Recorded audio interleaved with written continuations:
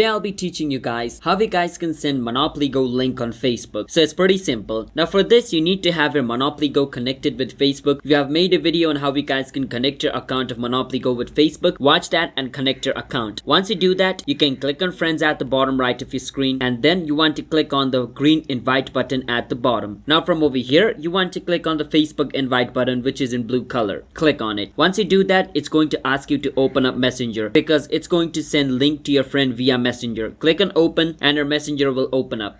Now from your Messenger, you can choose to whom you want to send Monopoly Go link. If you want to send it to one of your friends, I'm going to search my friend's name at the top. After I search for his name at the top, his account is being shown over here. I can click on send right beside his name and the link will be sent to one of my friends. And I can click on done at the top and it's going to be done just like this, as you guys can see. So that is basically how you guys can send Monopoly Go link on Facebook. So if you guys found our video helpful, hit the subscribe to our channel one step. I'll see you guys in my future video. Until then, bye bye and have a nice day.